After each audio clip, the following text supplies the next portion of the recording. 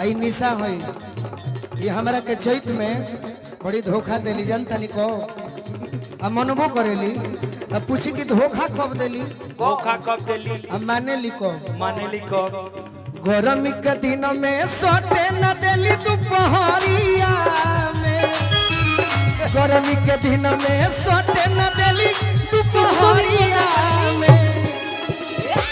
गरमी के दिन में सोटे न देली दोपहरिया में अब माने लिखो तो निशा बेड पर बोलाओस भोर हरिया बेड पर बोलाओस भोर हरिया अरे निशा बेड पर बोलाओस भोर हरिया अब दीदी तू कह सुन ली बालम जी हरिया के गोबा एक टूटल चरपाई पे ना कटी हमसे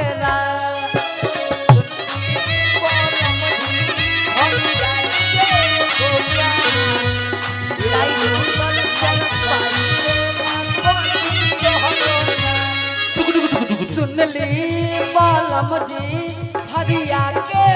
गोबा एक टूटल चरपाई पे ना कटी हमसे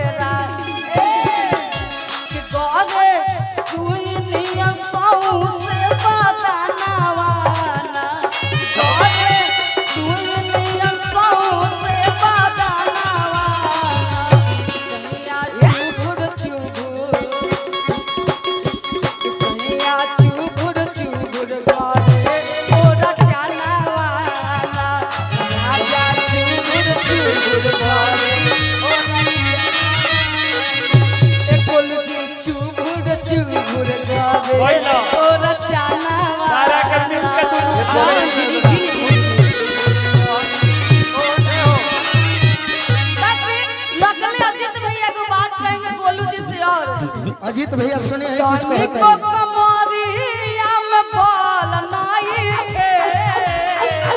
रानी को कमरिया में बाल नाई के का कहीं बात हम सकिया रे बोलू जी में तो बनाई हाय राम जय राम तो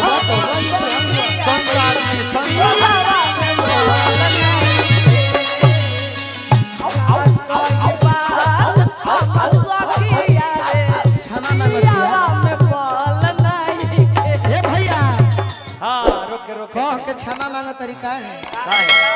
छेड़ले बनी तो छोड़ब ना बाकी तब हम माफ बजा।